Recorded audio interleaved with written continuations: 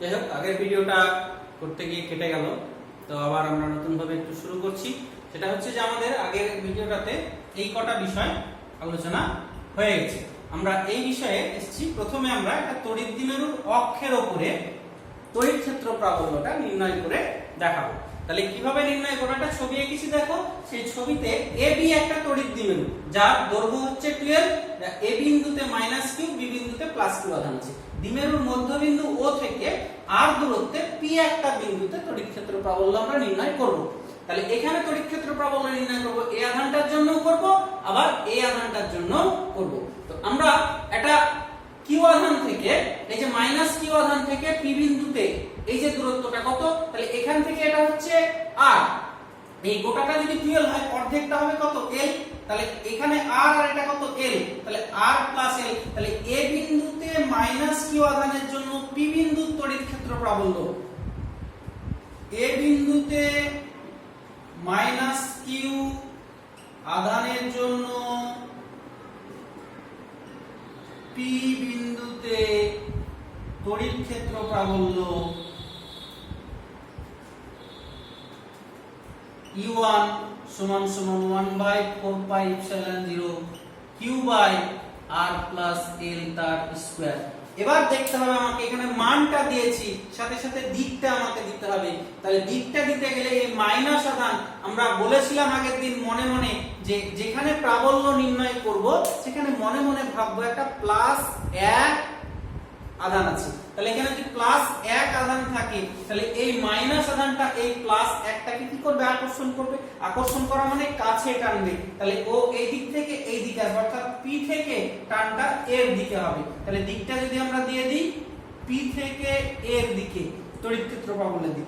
এবার similarly B বিন্দুতে তড়িৎ +q আধানের জন্য তড়িৎ ক্ষেত্র প্রাবল্য যদি আমরা E2 বলি, = 1/4πε0 q/, এবার এই দূরত্বটা দেখো, এখান থেকে এই দূরত্বটা হচ্ছে r, তার থেকে এইটুকুটা বাদ, এইটুকুটা হচ্ছে l, r থেকে l বাদ, তাহলে r - l তার স্কয়ার।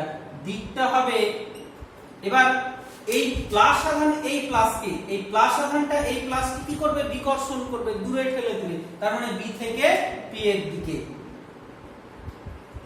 এবার দেখো, তাহলে এই যে দুটো আধানের জন্য এখানে প্রাবল্য পেয়ে গেলাম, দিকটা কিন্তু বিপরীত মুখে। একটা হচ্ছে এই P থেকে এর দিকে, আর আরেকটা হচ্ছে B থেকে P এর দিকে, বা তাহলে এখানে পরস্পর বিপরীত মুখে। এবার যেহেতু এই দূরত্বটা কম, তাহলে এই কাছে থাকার জন্য এই প্রাবল্যটা বড় হবে, ইয়নটা ছোট হবে। তাহলে এখানে লব্ধি প্রাবল্য কত হবে? তাহলে লব্ধি প্রাবল্য যদি আমরা বের করি, অর্থাৎ P বিন্দুর লব্ধি প্রাবল্য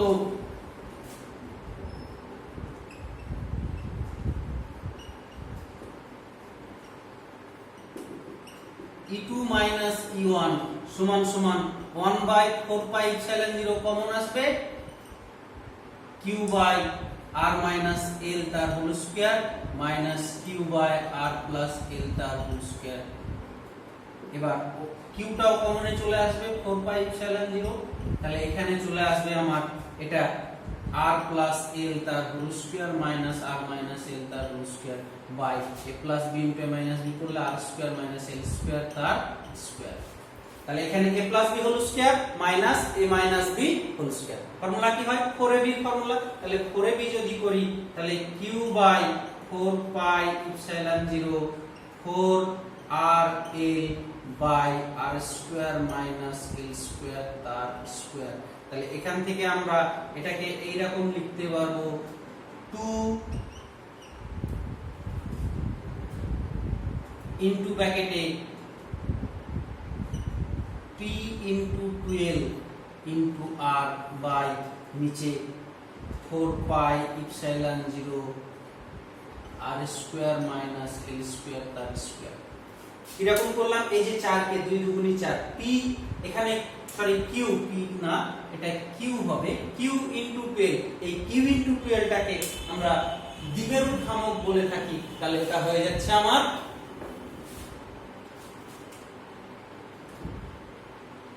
1/4πε0 2pr by r square minus l square তার স্কয়ার। দিকটা হবে কিন্তু e2 মাইনাস e1 করেছিলাম, অর্থাৎ সেক্ষেত্রে আমার e2 টা হচ্ছে বড়, e1 টা ছোট। e2 টা বিকর্ষণ করেছিল, অর্থাৎ এদিকে নিয়ে গিয়েছিল, অর্থাৎ b থেকে p এর দিকে, বা আমরা আরো b থেকে p দিকে, বা আমরা এটাকে আরো সুন্দরভাবে বলতে গেলে ও থেকে মধ্যবিন্দুর সাপেক্ষে বললে ও থেকে p এর দিকে, মানে মাইনাস আধান থেকে প্লাস আধানের দিকে, যেটা আমরা জানি দ্বিমেরু ভ্রামকের দিক মাইনাস আধান থেকে প্লাস আধানের দিকে। এবার এখানে দেখো, যদি দেখা যায় যে ওই দ্বিমেরুর যে দৈর্ঘ্যটা তার থেকে ওই অক্ষের দূরত্বটা অনেক বেশি হয়, আর যদি very very greater than l হয়, তাহলে সেক্ষেত্রে আমরা লিখতে পারবো এটাকে 1/4 পাই ইপসিলন 0 2pr বাই, তাহলে l টাকে আমরা নগণ্য বলে বাদ দিয়ে দিতে পারবো, r টু দি পাওয়ার 4 একটা কেটে যাবে, তাহলে r এর কিউব, তাহলে কি দাঁড়াচ্ছে 1/4 pi epsilon 0 2p by r cube. এই হচ্ছে যদি দূরত্বটা অক্ষের উপর অনেক বেশি হয় দ্বিমেরুর দৈর্ঘ্য। আমরা জানি দ্বিমেরুর দৈর্ঘ্যটা ক্ষুদ্র হয়, তাহলে সেক্ষেত্রে এই ফর্মুলা দিয়ে আমরা তড়িৎ ক্ষেত্র প্রাবল্যটা নির্ণয় করতে পারবো। এবার আমরা যেটা করব সেটা হচ্ছে লম্ব সমদ্বিখণ্ডকের উপর, দ্বিমেরুর লম্ব সমদ্বিখণ্ডকের উপর আমরা তড়িৎ ক্ষেত্র প্রাবল্য নির্ণয় করব। অর্থাৎ একই সেম একটা দ্বিমেরু নিব, যার এখানে মাইনাস কিউ, এখানে প্লাস কিউ, দূরত্ব 12, এই মধ্যবিন্দু ও, এর লম্ব সমদ্বিখণ্ডকের উপর r দূরত্বে একটা p বিন্দুতে তড়িৎ ক্ষেত্র প্রাবল্য নির্ণয় করতে চাইছি। তাহলে মনে করি 12 দৈর্ঘ্যের একটা তড়িৎ দ্বিমেরু AB, যার a বিন্দুতে মাইনাস কিউ, b বিন্দুতে প্লাস কিউ আধান আছে। দ্বিমেরুর মধ্যবিন্দু O থেকে লম্ব সমদ্বিখণ্ডকের উপর r দূরত্বে, O থেকে লম্ব সমদ্বিখণ্ডকের উপর r দূরত্বে p বিন্দুতে তড়িৎ ক্ষেত্র প্রাবল্য নির্ণয় করতে চাইছি।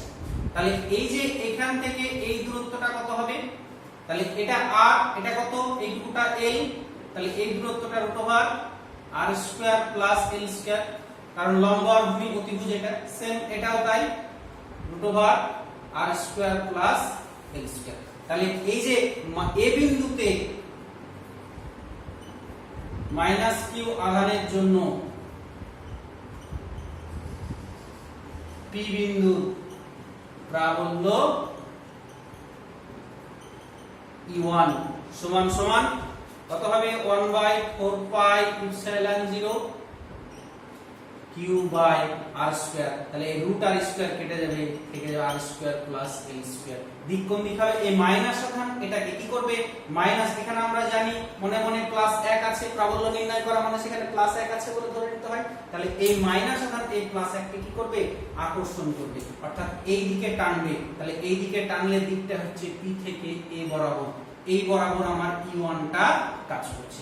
একই সেম, এবার এই বি বিন্দুতে প্লাস কিউ আধানের জন্য পি বিন্দুর তড়িৎ ক্ষেত্র প্রাবল্য, প্লাস কিউ আধানের জন্য তড়িৎ ক্ষেত্র প্রাবল্য E2 যদি বলি, তাহলে 1/4 পাই ইপসিলন 0 q বাই এই দূরত্বের স্কয়ার আসবে, সেম হয়ে যাবে r square plus l square. দিকটা হবে এই প্লাস কি করবে, বিকর্ষণ করবে, ওইদিকে ঠেলে দিবে। তাহলে ওইদিকে ঠেললে b থেকে p এর দিকে, অর্থাৎ দিকটাকে আমরা এই রকম দেখাতে পারি। তাহলে এই দিকে হচ্ছে আমার E2 এর দিক। এবার এখানে দেখো এই কোণটাকে যদি আমরা থিটা ধরি, তাহলে এখানে যদি এর একান্তর সমান্তরাল অক্ষটা নিই, তাহলে এটাও থিটা, আর এটা থিটা হলে এটাও থিটা হবে, তাহলে অনুরূপে এই কোণটাও থিটা হবে। তাহলে এবারে দেখো এখানে E1 কে আমরা দুটো উপাংশে বিভাজিত করব। কি কি, এই দিক বরাবর E1, এদিকে থিটা আছে, তাহলে এদিকে কি হবে E1 cos থিটা, আর এই দিক বরাবর হবে E1 sin থিটা।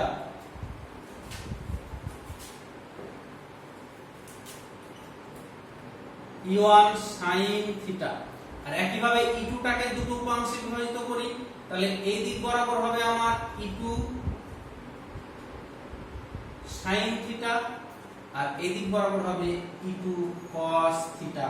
তাহলে এবারে দেখো এখানে এই যে E2 sin থিটা দেখছি আমরা, E2 sin থিটা, আর এই দিক বরাবর E1 sin থিটা, এই যে দুটো বল E1 আর E2 এর মান কিন্তু এখান থেকে আমরা দেখতে পাচ্ছি E1 আর E2 মানের দিক থেকে সমান, তাহলে e1 sin থিটা আর e2 sin থিটা পরস্পর সমান আর বিপরীত দিকে কাজ করছে, তাহলে দুটো বিপরীতমুখী ভেক্টরের লব্ধি কত হয় 0, তাহলে এটা আর এটার জন্য লব্ধি 0 হয়ে যাচ্ছে, কিন্তু এই দিক বরাবর দুটো তড়িৎ ক্ষেত্র প্রাবল্য কাজ করছে e1 cos থিটা আর e2 cos থিটা, তাহলে লব্ধিটা হবে আমার এই দিক বরাবরই, তাহলে ওই p বিন্দুর লব্ধি তড়িৎ ক্ষেত্র প্রাবল্য, তাহলে এখানে ওই e1 sin থিটা আর e2 sin থিটা পরস্পর বিপরীত মুখে কাজ করায় একে অপরকে প্রশমিত করে দিচ্ছে, তাহলে এই দুটো উপাংশ থাকছে না, শুধুমাত্র থাকছে এই দুটো উপাংশ ক্যান্সেল হয়ে যাচ্ছে, শুধুমাত্র থাকছে আমার e2 cos থিটা আর e1 cos থিটা, তাহলে p বিন্দুর লব্ধি প্রাবল্য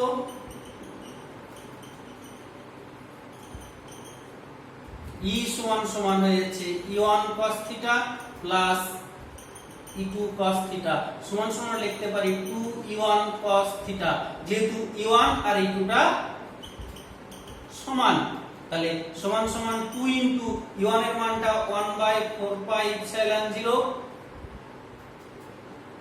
q by r square plus l square into এই cos থিটার মানটা আমরা বসাবো, এই যে ত্রিভুজটা দেখছি আমরা, এই ত্রিভুজটা ত্রিভুজ AOP, এই ত্রিভুজে cos থিটা মানে ভূমি বাই অতিভুজ, তাহলে ভূমিটা হবে cos থিটা সমান ভূমি এটা l আর অতিভুজটা হচ্ছে এটা r square root over r square plus l square, যদি বসিয়ে দিই l by root over r square plus l square, তাহলে এখান থেকে দেখো এখানে q ইনটু এই 2 আর l গুণ করলে 12, তাহলে অটোমেটিক চলে আসছে আমার 1/4 পাই ইপসিলন 0, এই q এর আর 12 গুণ করলে p হয়ে যায় তড়িৎ দ্বিমেরু ভ্রামক, আর এটা r স্কয়ার প্লাস স্কয়ার, এটার 1 আর এটার হাফ, 1 আর হাফ যোগ করলে 3 এর 2 r square plus l square to the power 3 এর 2, তাহলে এই গেল আমার একটা তড়িৎ দ্বিমেরুর লম্ব সমদ্বিখণ্ডকের কোন বিন্দুতে তড়িৎ ক্ষেত্র প্রাবল্য। এবার যদি ওই একই কেস যদি দ্বিমেরুর দৈর্ঘ্যটা দূরত্বের থেকে অনেক কম হয়, অর্থাৎ r যদি much greater than very greater than l হয়, সেক্ষেত্রে আমরা l টাকে নেগলেক্ট করতে পারবো, তখন আমার এটা হয়ে যাবে 1/4 পাই এপসাইলন 0 p বাই এখানে r square to the power 3 এর 2 কেটে যাচ্ছে, তাহলে এখানে 1/4 pi epsilon 0 p by r cube, অর্থাৎ যদি অক্ষ এবং লম্ব সমদ্বিখণ্ডকের দূরত্ব সমান হয়, তাহলে অক্ষের উপর অ্যাক্সিয়াল পয়েন্ট, অক্ষের উপর তড়িৎ ক্ষেত্র প্রাবল্য যে কোনো দ্বিমেরুর জন্য, আর লম্ব সমদ্বিখণ্ডকের উপর তড়িৎ দ্বিমেরু পারপেন্ডিকুলার পয়েন্টে তড়িৎ ক্ষেত্রের জন্য তড়িৎ ক্ষেত্র প্রাবল্য কি হয়ে যাচ্ছে, ওটা 2 ছিল বাকি সব সেম, এখানে শুধু 1 আছে, তাহলে 2:1 হয়ে যাবে। নেক্সট আমরা যেটা করব, যে কোনো অবস্থানের জন্য তড়িৎ ক্ষেত্র প্রাবল্য নির্ণয় করব, এটা তড়িৎ দ্বিমেরু যে কোনো অবস্থানের জন্য,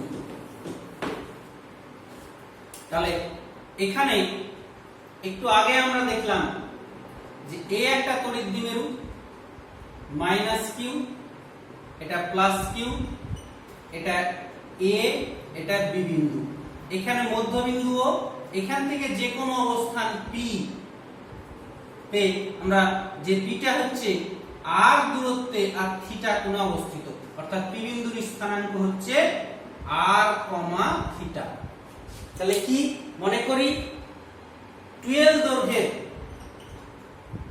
AB তড়িৎ দ্বিমেরু ভ্রামক, a বিন্দুতে q, b বিন্দুতে q আধান আছে, এই আধান এই দ্বিমেরুর মধ্যবিন্দু থেকে r, থিটা বিন্দুতে r দূরত্বে থিটা কোণে p বিন্দুতে তড়িৎ ক্ষেত্র প্রাবল্য নির্ণয় করতে চাইছি, তাহলে AB এর তড়িৎ দ্বিমেরু ভ্রামক কত হবে বলো, তড়িৎ দ্বিমেরু ভ্রামক p q * 12 একই, এই ভ্রামকের দিকটা কোন দিকে আমরা জানি, মাইনাস থেকে প্লাসের দিকে, অর্থাৎ এই ভ্রামকের দিকটা হবে এই দিকে p এর দিকটা। এবার আমরা এই যে দ্বিমেরু ভ্রামকটা p, এই ভ্রামকটাকে দুটো উপাংশে ভেঙে দিচ্ছি, একটা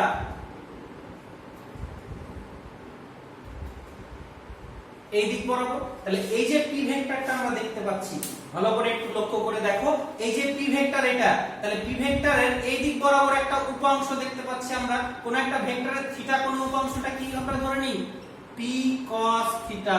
তাহলে এর এই দিক বরাবর অংশটা হচ্ছে পি cos থিটা। আর এর সঙ্গে যদি একটা লম্ব আমরা দাগ টানি, অর্থাৎ এইরকম একটা লম্ব করে দাগ টানি, এই দিকটারই এটা লম্ব দিকে একটা দ্বিমেরু ভ্রামক টানি, যে দ্বিমেরু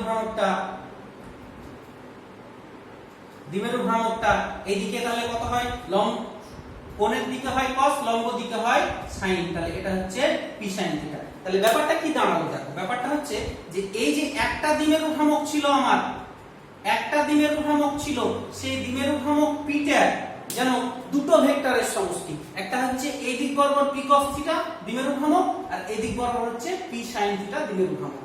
তাহলে আমরা সেখান থেকে দেখতে পাচ্ছি যে এই যে তাহলে এই দুটো দ্বিমেরু ভ্রামকের সমষ্টি আলটিমেটলি এটা। তাহলে এই দ্বিমেরু ভ্রামকটার জন্য এই অবস্থানটা কি হয়ে যাচ্ছে, অক্ষের উপর, আর এই দ্বিমেরুটার জন্য এই অবস্থানটা হয়ে যাচ্ছে লম্ব সমদ্বিখণ্ডকের উপর। অর্থাৎ অক্ষের উপর এই যে এই অক্ষের উপর এই অক্ষের জন্য তার দ্বিমেরু ভ্রামকটা মাইনাস থেকে প্লাসের দিকে এই দিকে হবে, আর লম্ব সমদ্বিখণ্ডকের জন্য দ্বিমেরু ভ্রামকটা এই দিকে হবে।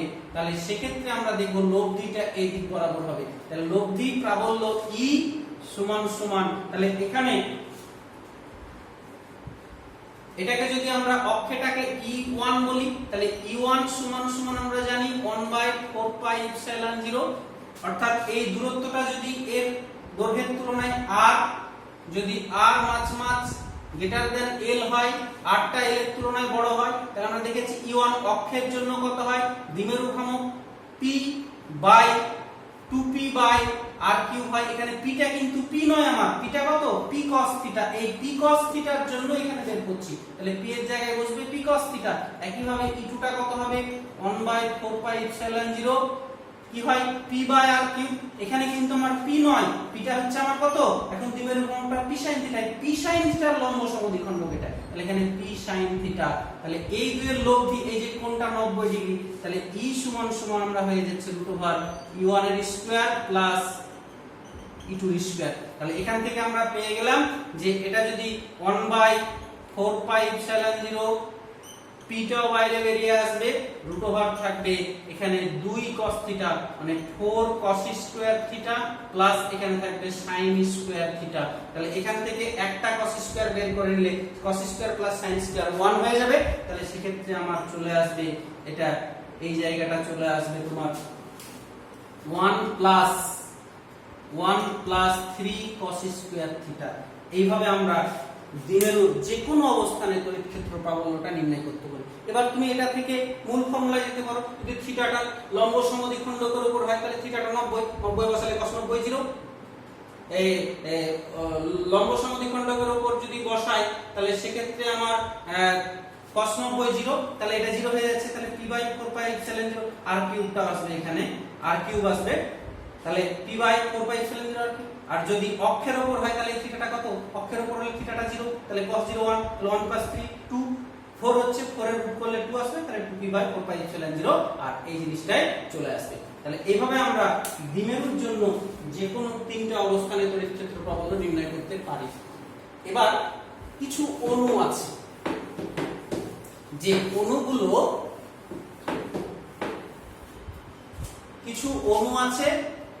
অণু অসংখ্য পরমাণু নিয়ে গঠিত।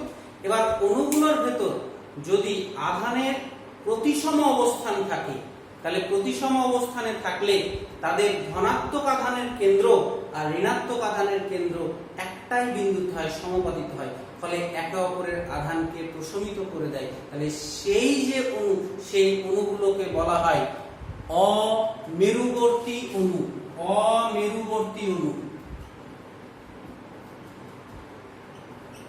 যেমন CH4, CCl4, CO2। তাহলে এই যে অণুগুলো, এই অণুগুলো প্রতিসম অবস্থান, অর্থাৎ কার্বনের চারপাশে 4টা হাইড্রোজেন, ফলে এই দিকে যতটা সৃষ্টি হচ্ছে এই দিকে প্রত্যেকটা দিকে CCl4 এটাও তাই। ফলে এই অণুগুলো ধনাত্মক আধানের কেন্দ্র, ঋণাত্মক আধানের কেন্দ্র একটাই বিন্দুতে। তাই এই মেরুগুলোকে বলা হচ্ছে, এই অণুগুলোকে বলা হচ্ছে অমেরুবর্তী অণু। আর যদি দেখা যায় যে কোনো একটা অণুর অপ্রতিসম অবস্থানের জন্য, প্রতিসম নয় প্রতিসম না হলে দেখা যাবে ধনাত্মক আধানের কেন্দ্র আর ঋণাত্মক আধানের কেন্দ্র আলাদা হয়ে গেছে, তখন সেটাকে বলবো আমরা মেরুবর্তী অণু। যেমন HCl যখন গঠিত হয় তখন এর ইলেকট্রোনেগেটিভিটি বেশি হওয়ার জন্য ইলেকট্রন ঘনত্বটা দিকে সরে যায়, এটা নেগেটিভ হয়ে যায়, এটা পজিটিভ হয়ে যায়। তাহলে এই যে নেগেটিভটা এদিকে পজিটিভ, অর্থাৎ এই যে অণুটাতে একটা ঋণাত্মক আধানের কেন্দ্র ধনাত্মক আধানের কেন্দ্র আলাদা হয়ে গেল, তাহলে এটাকে বলা হচ্ছে অমেরুবর্তী অণু। এই মেরুবর্তী অণু বা HCl ছাড়াও HNO3,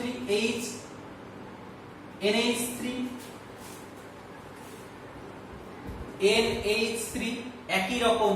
NH3 এর গঠনে কি হয়, N টা H3 দিকে, N এর নেগেটিভিটি বেশি হওয়ার জন্য এখান থেকে ইলেকট্রনগুলো এদিকে সব সরে আসে, ফলে এটা মাইনাস আর এগুলো সব প্লাস হয়ে যায়।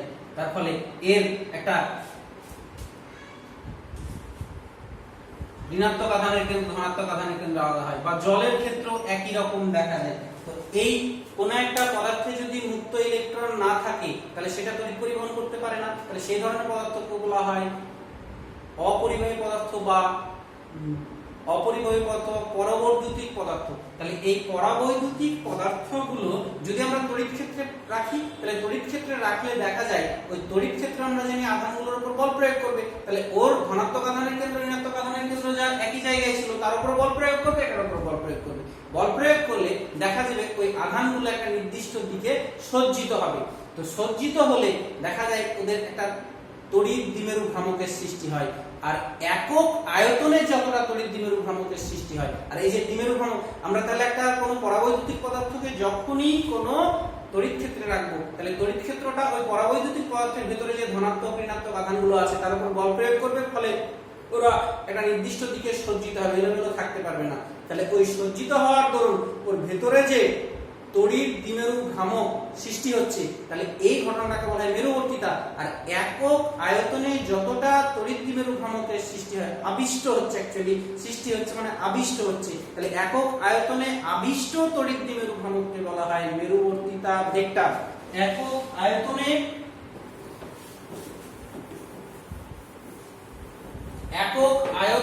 আবিষ্ট তড়িৎ দ্বিমেরু ভ্রামককে, একক আয়তনে আবিষ্ট তড়িৎ দ্বিমেরু ভ্রামককে মেরুবর্তিতা ভেক্টর বলে। পি অক্ষর দ্বারা প্রকাশ করা হয়। তার মানে পি সমান সমান তড়িৎ মেরুবর্তে পি সমান সমান হয়ে যাচ্ছে আমার ছোট হাতের পি দ্বারা প্রকাশ করা হয়, তাহলে পি ক্যালকুলেট হয়ে যাচ্ছে আবিষ্ট দ্বিমেরু ভ্রামক